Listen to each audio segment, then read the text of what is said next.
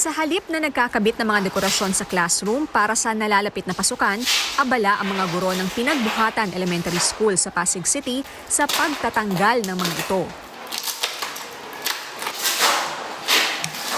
Base kasi sa DepEd Order No. 21, dapat malinis ang school grounds, ang mga classroom, lahat ng pader at iba pang pasilidad mula sa hindi kinakailangang artwork, dekorasyon, tarpaulin at mga poster sa lahat ng oras.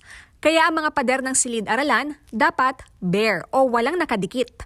Bawal din ang malalaking signage na may commercial advertisement, sponsorship, endorsement o announcement. Ayon pa sa DepEd Order, hindi pwedeng pagtaguan ang mga classroom ng mga materyales at hindi dapat nilalagyan ng mga bagay na hindi na ginagamit o itatapon na. So alisin yung mga decoration, mga nakadikit, kung ano yung mga nakasulat, lahat yun.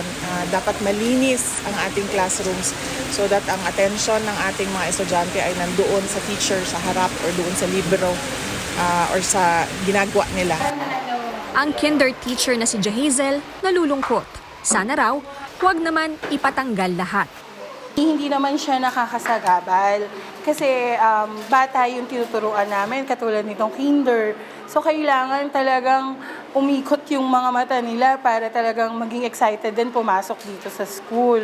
So mas para sa amin kahit yung mga letters and numbers lang para makita ng mga bata. Mas maganda kasi pag mayroon kasi maliwalas kasi may makikita yung mga bata. Bukod sa bawal na yung mga wall decoration, ayon sa mga guro, base sa DepEd Order, dapat spacious ang mga classroom kaya may ilang gamit na dapat na raw tanggalin. Gaya na lamang ng mga bookshelf, pati na yung mga laruan ng mga bata. At maging ang cabinet ni teacher, tatanggalin na rin daw. Para mas maluwag sa bawat classroom, kailangan isa lang daw ang mesa. So yung mga personal na gamit namin, iuwi na namin sa bahay. So pero yung mga galing sa LGU, titignan po namin sa school kung saan po nila ipapalagay. Bagaman nakakapanibago, nakikita naman ng mga guro ang punto ng DepEd Order. Mahalaga pa rin talagang visual aid nga yung teacher herself or himself sa loob ng classroom, hindi yung mga visual aids. Pwede namang gawin yun yung teacher during the class. Yung mga posters na ididikit niya, but to be removed para isa lang yung focus natin.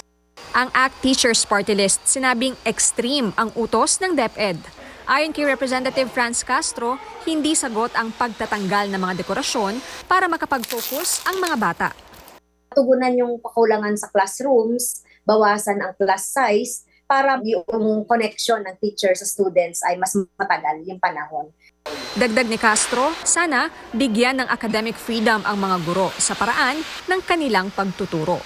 Victoria Tulad, ABS-CBN News.